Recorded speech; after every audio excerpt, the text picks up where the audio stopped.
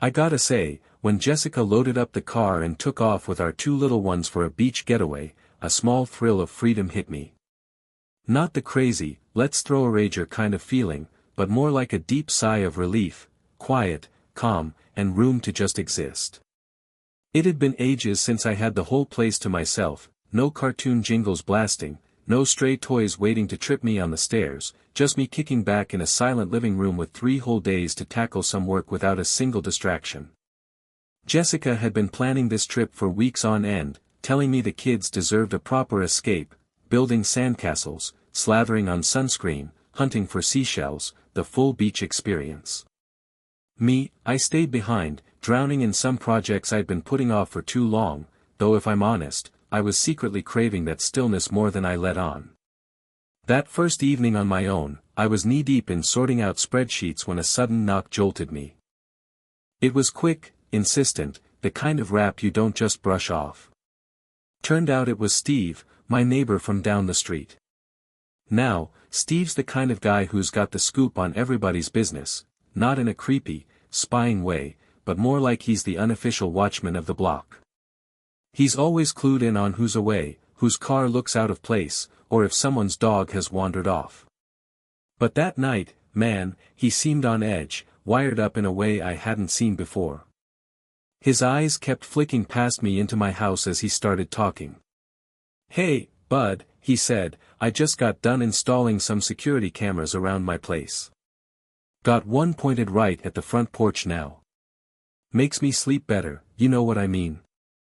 I gave him a polite nod, though truthfully, I thought he was going a bit overboard.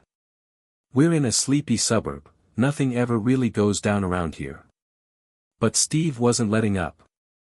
"Since your wife and kids are out of town, you ought to think about it yourself," he pushed, his tone serious. "You figure everything's fine until it ain't.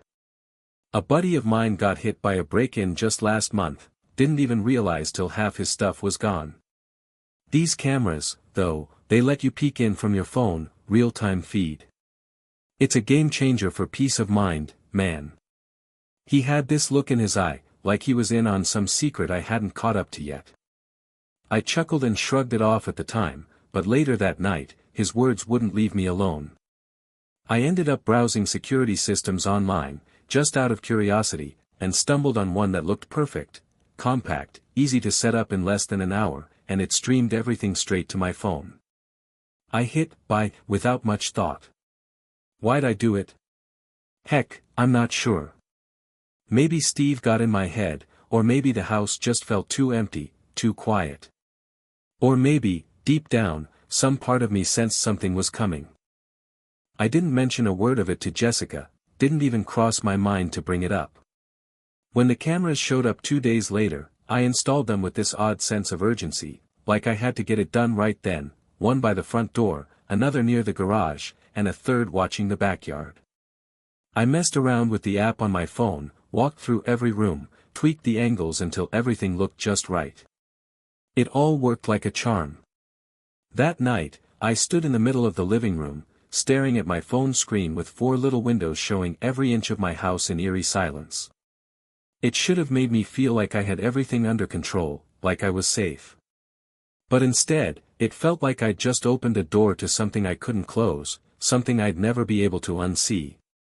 When Jessica and the kids rolled back in 3 days later, the house exploded with life again the second they stepped through the door, giggles, shoes flying off, bags dropped in a messy heap.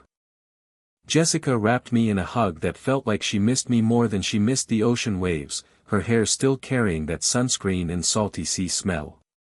The kids were all pink from the sun, loud as ever, bursting with stories about their trip. It felt right, grounded, like everything had snapped back to how it's supposed to be. We fell back into our normal rhythm quick, school drop-offs, my work grind, late-night movies on the couch, and the usual bickering over what's for dinner. For a while, I didn't give the cameras a second thought, they just hummed along in the background, out of sight, out of mind.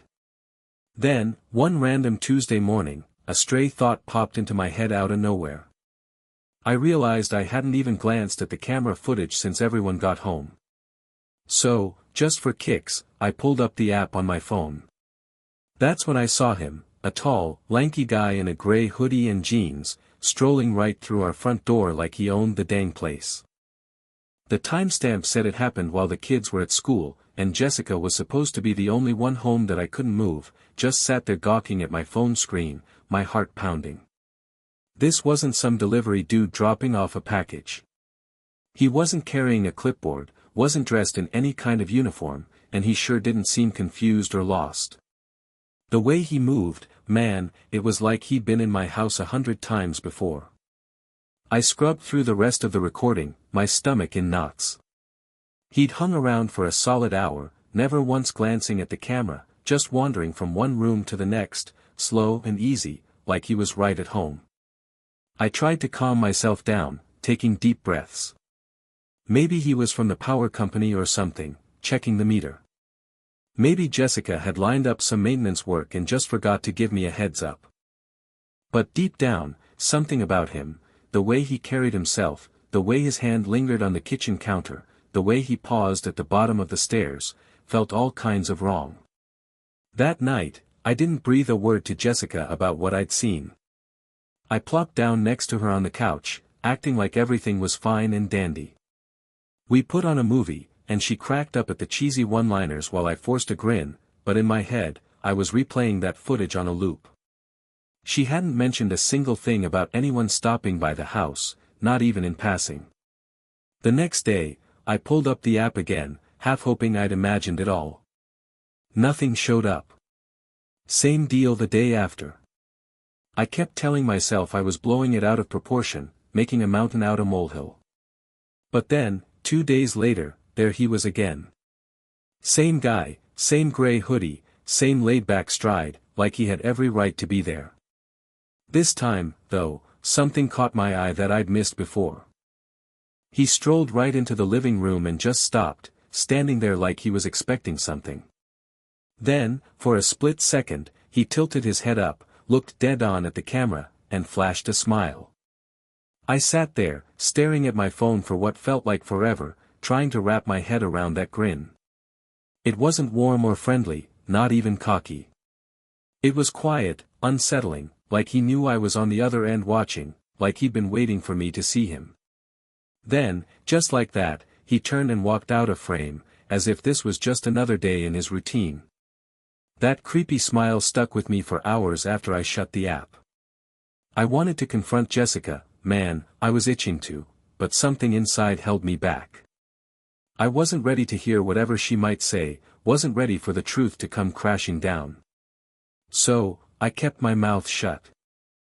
I put on a smile, played with the kids, acted like I hadn't just watched some stranger saunter through my home and stare right into the lens of a camera I'd set up without telling my own wife. That night, sleep was nowhere to be found. I lay there next to Jessica, listening to her soft, steady breathing, her hand resting on my chest like the world was perfectly fine. I wanted so bad to believe it was. But that nagging feeling, the one I'd tried to shove aside, had dug its claws in deep. I couldn't shake it off, couldn't ignore this creeping doubt that something was going on right under my nose, right in the walls of my own home. Come morning, I knew I had to do something. I ordered more cameras, smaller ones this time, with better coverage and easier to hide. I tucked one into a bookshelf in the living room, slipped another into the hallway, and, the one that stung the most, set one up in our bedroom. That last one felt like a punch to the gut, but I had to know the truth, even if it tore me apart. I didn't say a peep to Jessica about it. I told myself this was just for security, that I wasn't prying into her life, just keeping us safe. But that was a load of crap, and I knew it. I needed to find out what was happening when I wasn't around, what she wasn't telling me. I needed to see it for myself. Every morning after I got to work, I'd check the footage. For a few days, it was nothing but normal stuff, Jessica folding laundry, flipping through channels on the TV, whipping up lunch, or scrolling on her phone like she always did. Nothing looked off, nothing raised a red flag. Then came the 7th day. The kids were already off at school, and Jessica was home by herself. I opened the app like it was just another routine check, expecting another boring day of nothing to see. But there he was again, same hoodie, same confident walk, moving through my house like he'd been handed the keys. This time, he lingered longer than before, and what I saw next turned my whole world on its head. That I watched, stunned, as he stepped into our bedroom with Jessica trailing right behind him. I didn't want to accept what my eyes were showing me.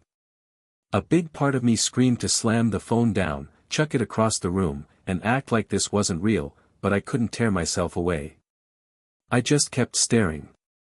There they were, standing in our bedroom, my bedroom, the place that's supposed to be ours. Jessica lingered by the window, her arms folded across her chest, trying to play it cool, like this was no big deal. The guy didn't say a whole lot. He just eased closer to her, real slow, like this was a dance he'd done 1,000 times. They didn't lay a hand on each other, not this time anyway. But man, the tension between them, it was so heavy, I could feel it even through the fuzzy camera feed. The way Jessica looked at him, it cut me deep. It was the same look she used to give me back when things were still good between us, years ago.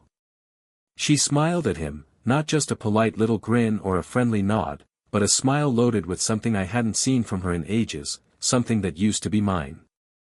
They stood there talking for a good while. I couldn't hear a word of it, dumb move on my part, not getting a camera with audio. But I didn't need sound to get the picture. Their body language screamed it all, the way she tilted toward him, the way he perched on the edge of our bed like he owned it, like he was supposed to be there. After about 10 minutes, he just up and left, no big goodbye, no touch, just walked out the front door and disappeared like it was nothing. Jessica stayed behind, sitting on the bed's edge for a long time, just gazing at the floor, lost in thought. Then she got up, fluffed the pillows, and headed to the kitchen as if nothing had gone down, like it was just another day. That's what hit me like a freight train, not just that she'd let this guy into our home, into our private space, but how effortlessly she brushed it off afterward, like it didn't mean a thing, like it was just a regular Tuesday afternoon. I couldn't stomach dinner that night. I told her I was feeling under the weather, and she didn't push for details, just said to take it easy and planted a kiss on my forehead before putting the kids to bed. That kiss stung worse than I can say. I wanted to pull back, to flinch away, but I just froze, stuck there, still clinging to some tiny hope that this was all a giant misunderstanding. After that, I couldn't stop myself from checking the footage every single day, flipping through every camera angle I had. I started mapping out her routine in my head, when she ran errands, when she stayed in, when the kids were out of the house. I didn't mean to get obsessed, but I was already too far gone. I was living a double life, one where I faked that everything was alright, and another where I watched the ugly truth play out on a tiny screen. I hadn't figured out my next move yet. Not by a long shot. But one thing was crystal clear, the next time this guy showed up, I needed more than just a video clip. I needed evidence so airtight there'd be no way to spin it, no excuses, no lies, just the raw, undeniable truth staring me in the face.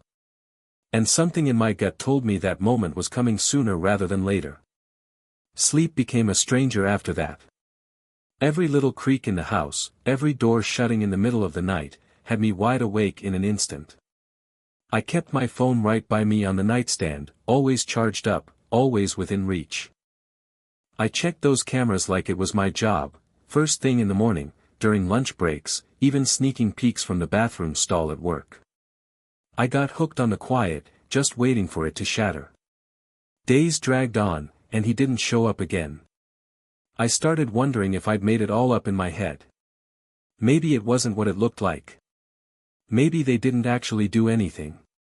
Maybe this guy was just an old friend, or some contractor, or someone she was helping out.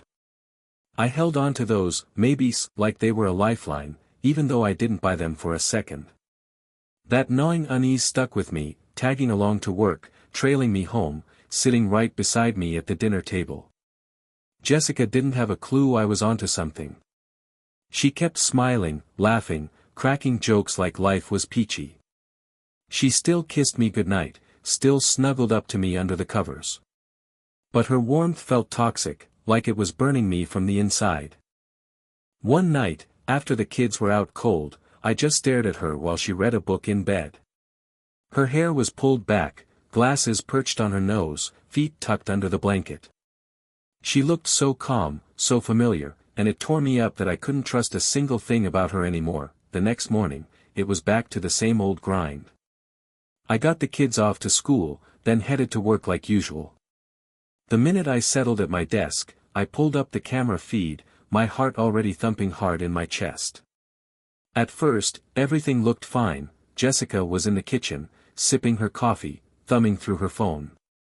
Then she wandered into the living room and flipped on the TV. I skipped through the footage, minute by minute, not wanting to waste time, until I hit around 11 a.m. That's when everything changed. He showed up again. Same gray hoodie, same steady walk, same air of confidence, like he belonged in my house. I watched him stroll right in, and this time, Jessica didn't even flinch, not a hint of surprise on her face. She was already standing in the hallway, phone in hand, a smile playing on her lips, no sign of doubt or hesitation. They headed straight for the bedroom together, and this time, the door clicked shut behind them. I sat there at my desk, frozen solid, eyes glued to the timestamp on the screen. My pulse was pounding so loud I could hear it in my ears. 10 minutes dragged by, then 20. The hallway camera showed nothing but dead quiet. The bedroom feed? Just a still shot of that closed door, no movement, no clue what was happening on the other side. I didn't want to believe what my gut was screaming at me. I didn't want to face what I knew I'd eventually see. But I'd brought this on myself.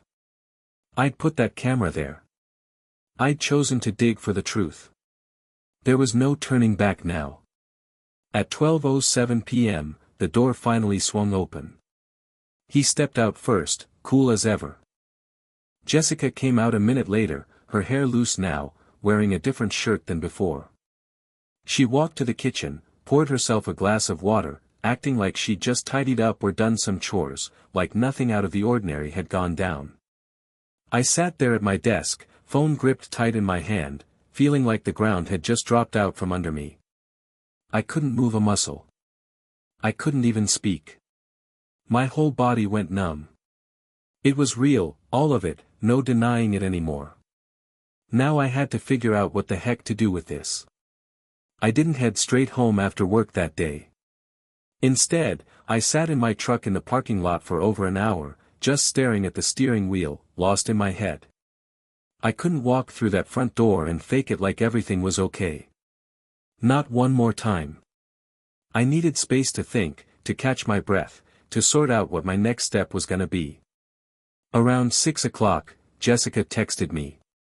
"You good? Should I get dinner going?" I glared at the message for a long moment before typing back, "Stuck late. Eat without me." She shot back a heart emoji, quick and casual. The sheer nerve of it, that easy, carefree tone, like she hadn't just let another man into our home, into our bed, it made my hands tremble with rage. Eventually, I drove out to the lake. I parked near the shore, watched the water ripple in the quiet, and just sat there with my thoughts. That's when it really sank in, heavy as a brick. This wasn't some one-off slip-up. It wasn't a dumb, impulsive mistake. This was deliberate, something she'd done over and over, something that had become routine for her, and she'd hidden it so damn well. I wanted to storm home and confront her, to lose it right then and there. I wanted to shove my phone in her face and force her to watch the footage with me. But I could already picture her reaction. She'd break down in tears. She'd spin some story, maybe even turn it around and blame me for not being there emotionally or some other nonsense. No, I couldn't do it yet. I needed more. I needed everything laid bare. So that night, while she was upstairs reading, I stayed out in the garage and started putting a plan together. I ordered 2 more cameras, top-notch ones this time. One had a wide-angle lens and night vision for crystal-clear shots. The other could pick up high-quality audio, no detail missed. I was done playing around, done leaving anything to chance. If she was gonna keep pulling this, I was gonna catch every single second of it. I set up both cameras in the bedroom. The first one went high up in a corner, tucked behind a decorative shelf where it couldn't be spotted, giving a full view of the bed, sharp as daylight. The second, a smaller one, I hid inside the nightstand drawer, just the tiny lens peeking out from a crack, ready to record every sound, every whisper, every lie, every breath. I tested them both, linked them to the app on my phone, and made sure they were running perfectly before I stepped out of the room. If she brought him back again, I'd have it all, every angle, every word, no room for doubt. The next few days passed in a haze. I kept up the charade, plastering on a smile, playing the part of the oblivious husband like nothing was wrong. But every night, I was glued to the footage, combing through it for any hint, any sign. Sleep was a distant memory, and I barely touched food. I was running on pure anger and a laser-sharp focus. Then, 4 days later, it happened again. Same guy, same time of day, and this time, they didn't even pretend to ease into it. They marched right into the bedroom, no hesitation. And now, I had everything, crystal clear video, audio from every angle, the whole ugly truth laid bare, everything she'd kept hidden from me. I sat there in silence, watching the footage unfold. I didn't blink, didn't budge, just stared at the screen. The sound was sharp, almost too sharp. I could hear their voices clear as day, the quiet chuckles, the way she murmured to him like they were the only two people on earth. It wasn't just the physical stuff that hit me. It was the ease, the familiarity, the deep intimacy between them, like this wasn't new, like this had been going on for a long stretch, maybe longer than I could even stomach thinking about. What hurt the most was when they started joking about me. That cut deeper than anything else. She called me boring, said I'd never figure it out, that I never paid enough attention to notice. He laughed along, told her she was way too clever for a guy like me. Then they set up their next meeting, same day the following week, like it was just another appointment on the calendar. I leaned back in my chair, every muscle in my body tense, locked up tight. My phone was still clutched in my hand, but I couldn't even feel it anymore. My mind wasn't raging, it was eerily still, ice-cold, zeroed in. There was no more room for doubt, no space for her to wiggle out with excuses, no chance for forgiveness. I saved all the footage to a hard drive, made multiple backups, and uploaded every file to the cloud. I wasn't taking any risks of losing a single frame. This wasn't just about collecting proof. I was building a fortress around myself. I needed this shield, not just for legal stuff, but for my own head. If I didn't document every last detail, every breath, I might start questioning what I'd seen with my own eyes. And I wasn't about to let her have that kind of power over me. That night, when I rolled in from work, I played it cool as ever. I scooped up the kids in a big hug, sat down for dinner, and asked Jessica how her day went. She flashed a smile, said it was nothing special, just some house cleaning and catching a cooking show on TV. Not a word about anything else. Her lies slipped out so smooth now, like second nature. As she chatted away, I studied her face, every little blink, every forced laugh. I couldn't help but wonder how many times she'd fed me these stories before, how long she'd been pulling the wool over my eyes without even a flicker of guilt. But here's the kicker, she had no idea I wasn't buying it anymore. She didn't know I'd seen her secrets from every possible angle, heard every whispered word, tracked every move. And she definitely didn't know I was through with pretending. By the time Friday rolled around, I'd made up my mind. I wasn't gonna shout or lose my temper. I wasn't gonna smash stuff or even let on that I knew. Tipping her off would just hand her the upper hand, let her spin some sob story, shed fake tears, drag the kids into the mess, or worse, start making up lies about me to cover her own tracks. Nah, I was gonna let her dig her own grave, let her think she was still in control. That morning, I headed out for work like always, slung my bag over my shoulder, gave the kids a kiss goodbye, and told Jessica I might be running late getting home. She smiled real sweet and said, "Don't push yourself too hard." I held her gaze just a beat longer than normal. She didn't seem to catch it. Or maybe she did, but couldn't be bothered to care. Once I was in my truck, I made a call. I've got a buddy who used to be on the police force, now working in private security. I told him I needed someone parked across the street from my house with a camera, keeping watch. He didn't pry too much, just asked, "What time do you need me there?" I laid it all out for him, the time windows, a full description of the guy, the exact shots I wanted captured. I wasn't settling for just the indoor footage anymore. I wanted this man caught on camera walking up to my house in the middle of the day, grinning, looking right at home, like this was just another casual drop-in. I needed that outside evidence to back up everything I'd recorded inside, that I even went so far as to leave the front door unlocked for them. I know that might sound downright nuts, but I wanted to guarantee he'd stroll right in like he always did, no second thoughts, no hurdles, just pure, unshakable confidence. I needed to catch how effortless it had become for them, like I wasn't even a factor in their world anymore. The rest of that day, I couldn't sit still, pacing back and forth in my office like a caged animal. My phone stayed right on my desk, volume cranked up so I wouldn't miss a thing. Around 11:47, it vibrated with a text from my buddy, "He's here." Walked in like he owns the damn place. I didn't respond, just stared at those words, feeling something inside me finally click into place, a shift I couldn't ignore. I gave it an hour before checking in again. He left around 1:30, and my guy captured every second on camera, him showing up, lingering inside, then sauntering out like he didn't have a care in the world. I called him up and said, "Send me every bit of it." He hesitated for a second, asking, "You sure you want to see all this?" I shot back, "I've already seen plenty." That night, I got home earlier than expected. Jessica glanced up from the couch, a flicker of surprise crossing her face before she smiled. "Hey, you're back sooner than I thought." "Yeah," I replied, shrugging off my coat, afternoon was pretty light at work. We sat down for dinner like nothing was off. The kids were cracking up over some funny thing that happened at school. She rested her head on my shoulder while we watched TV later, but inside, I was already checked out. I wasn't there with them anymore.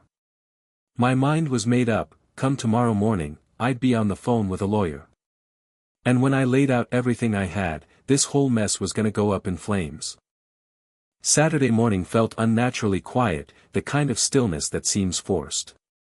The house was calm, sunlight slipping through the blinds, the faint hum of the fridge the only noise breaking the silence.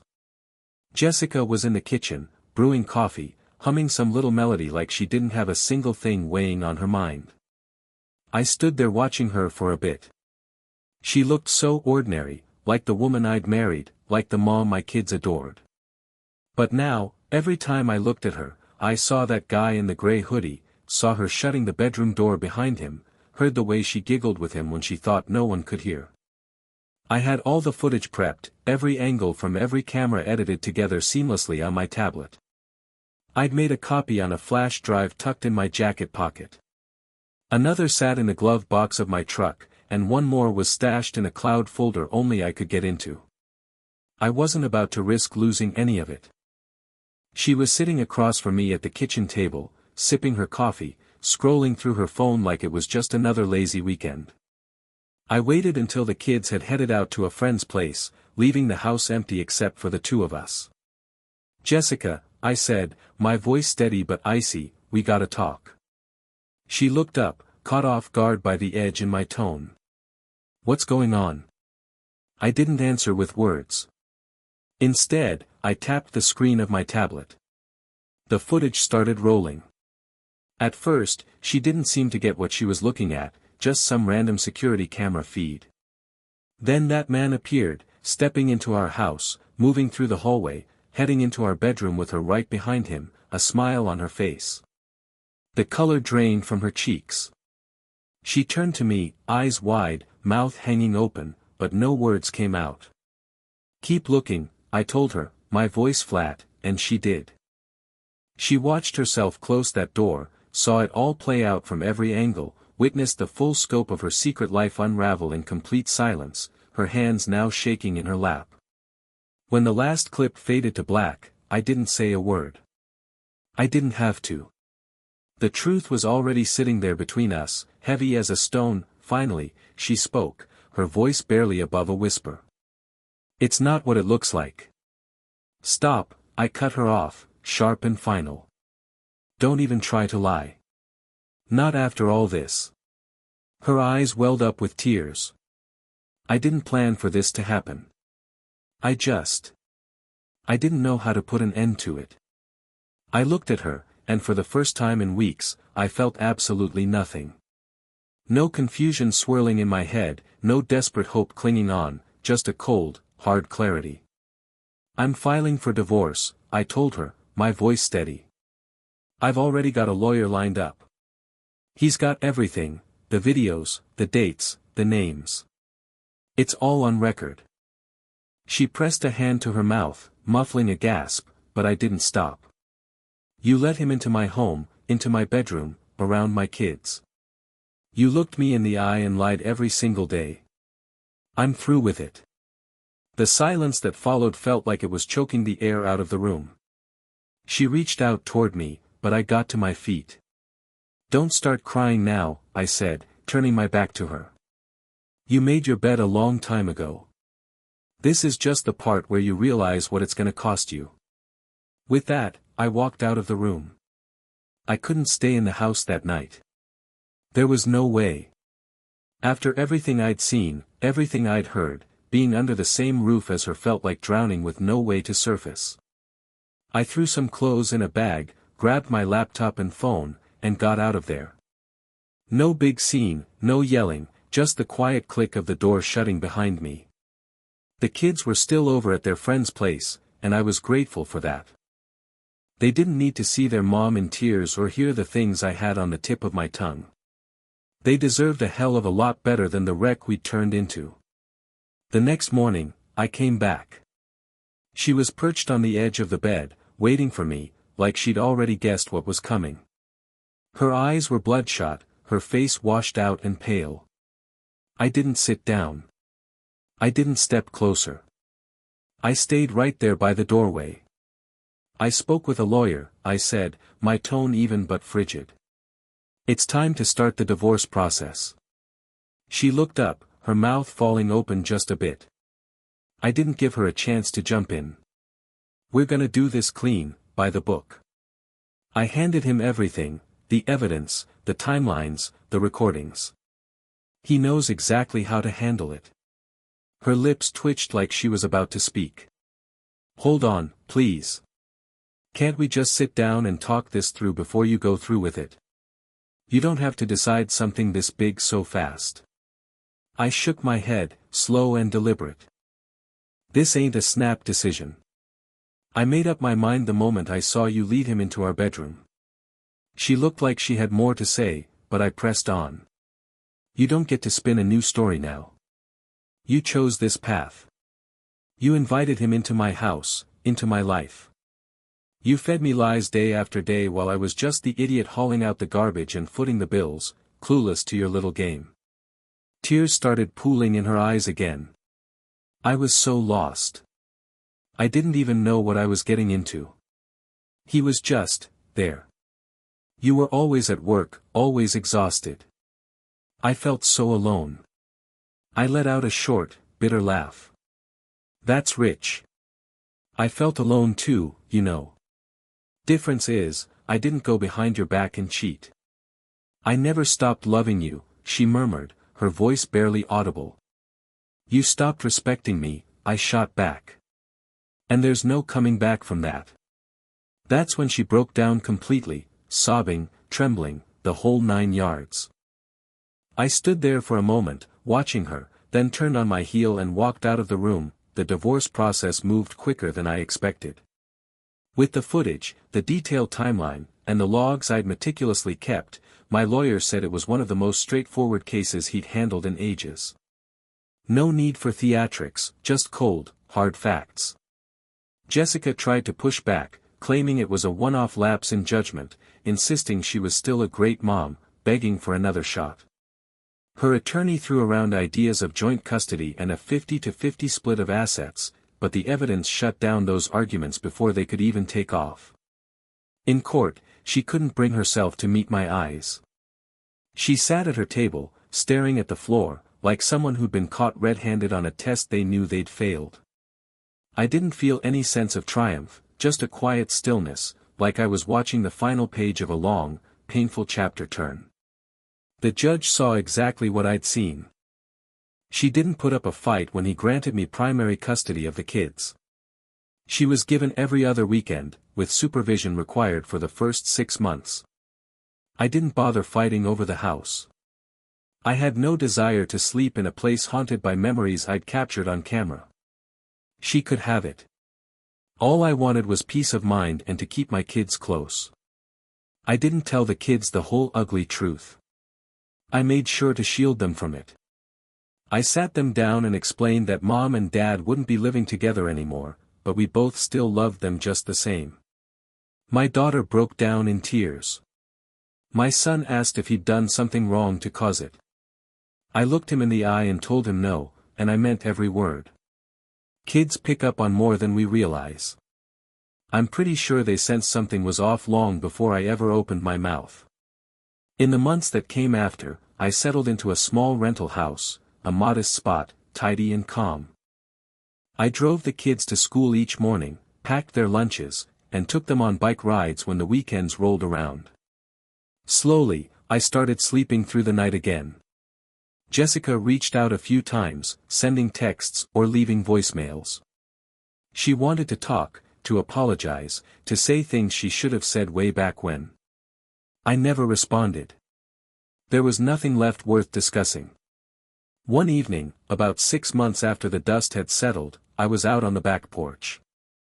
The kids were inside, glued to a movie. The air felt crisp, and for the first time in what seemed like an eternity, breathing didn't come with a pang of pain.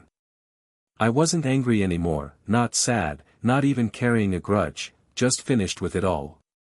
And honestly, that felt better than anything else I could have imagined.